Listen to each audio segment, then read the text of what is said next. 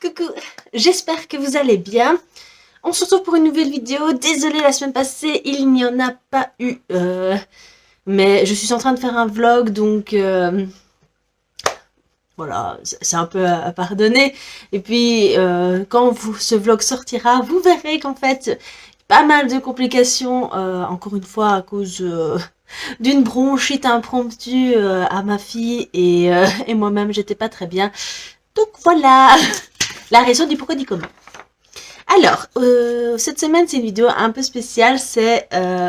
J'avais envie de vous présenter un peu tous les youtubeurs, youtubeuses que je suis. Et j'ai très chaud. En fait, pour vous expliquer, j'ai eu la merveilleuse idée de me laisser jusqu'au mardi pour filmer cette vidéo. Et c'est le jour où il fait 37 degrés. Donc, je ne porte qu'un habit de plage à la maison. C'est normal. Alors, donc, revenons à nos moutons. Nos moutons.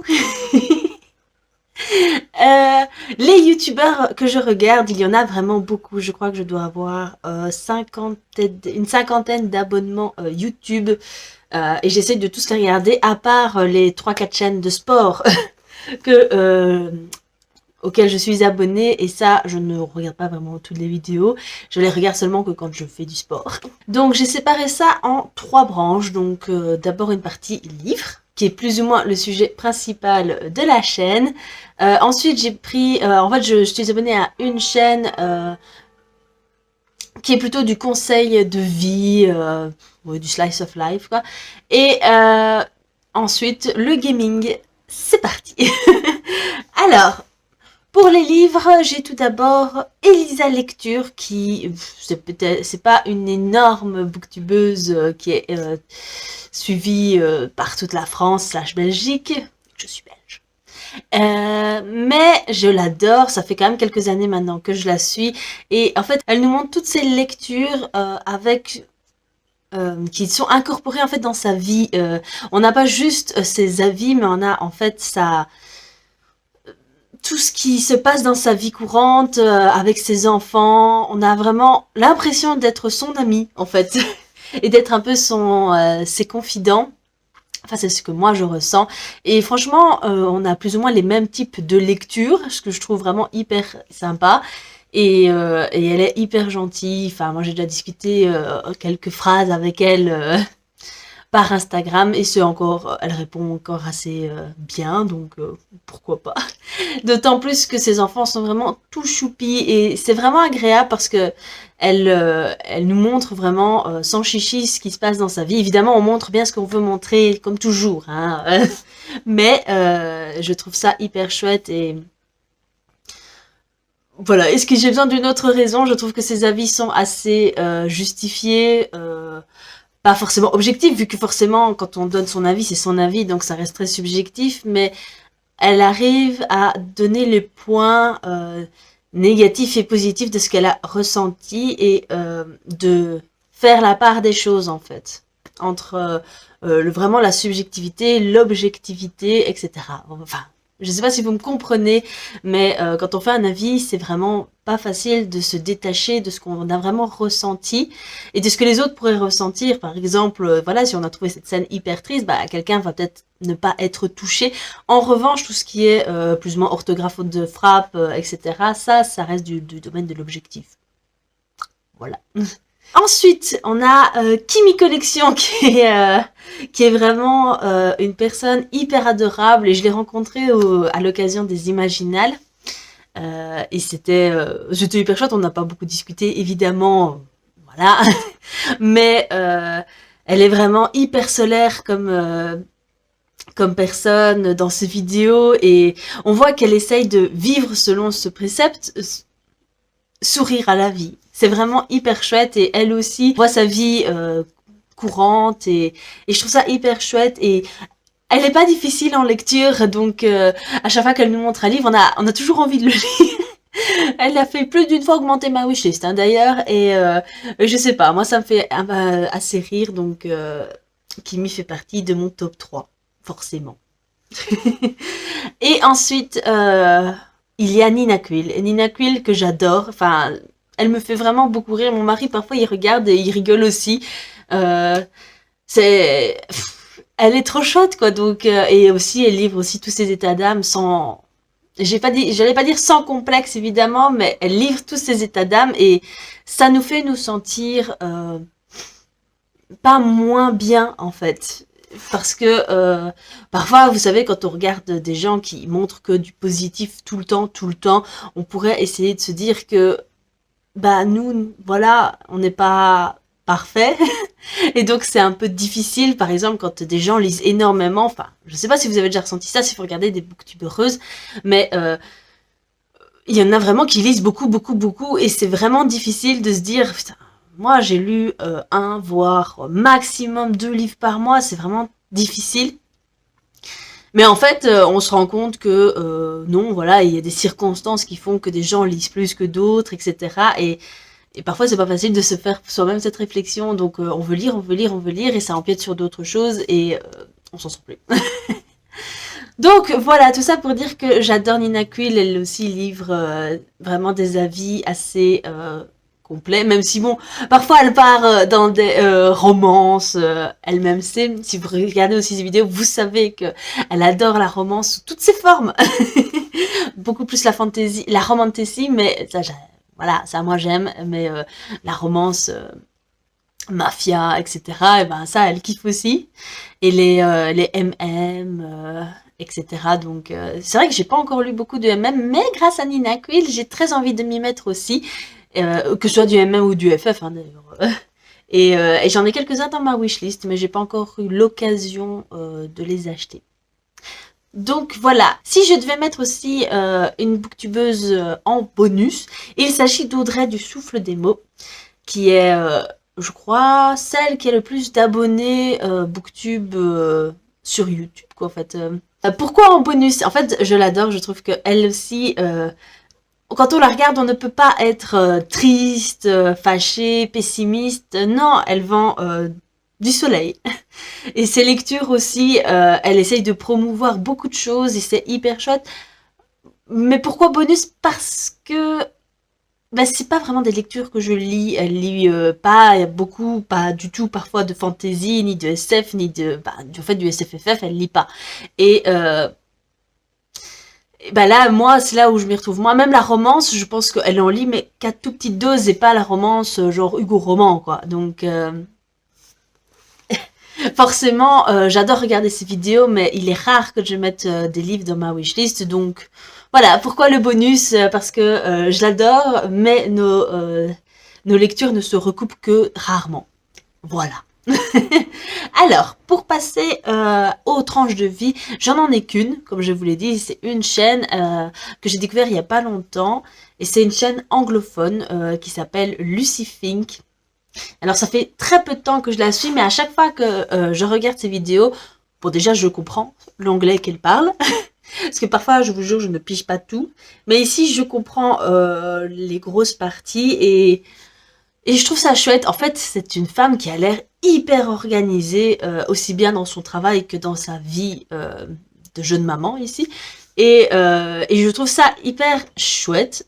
Et ça ne me rend pas mal, dans le sens où ça me pousse à vouloir devenir organisée. Pour ceux qui me connaissent, je suis quelqu'un de bordélique, hein, on va dire, voilà, ça, comme ça. Hein, oui, c'est même un petit mot pour ce que je suis.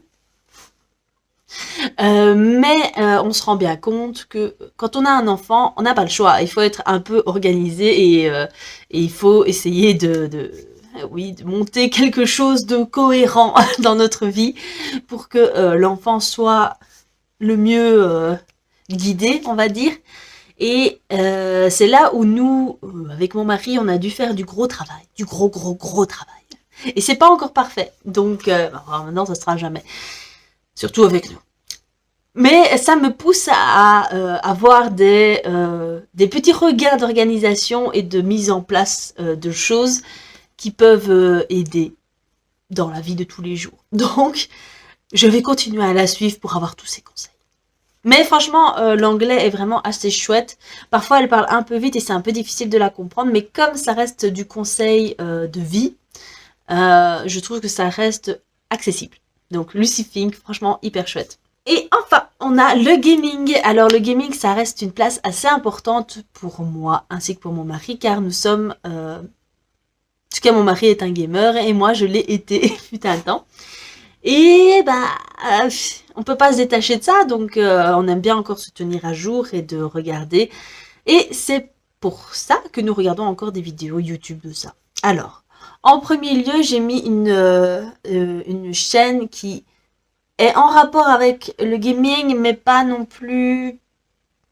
Disons qu'il pourrait être et dans le gaming et dans tranche de vie. Dans tranche de vie / humour. Alors, il s'agit de Viva la Dirt League, qui est vraiment de l'humour basé sur des jeux, mais aussi parfois sur vraiment les tranches de vie, genre au restaurant, quand quelqu'un dîne seul au resto, etc. Donc, ils font un peu de tout, mais je pense que principalement, ça reste du gaming, voire dans des magasins de gaming. Donc, voilà le pourquoi du comment je l'ai mis là.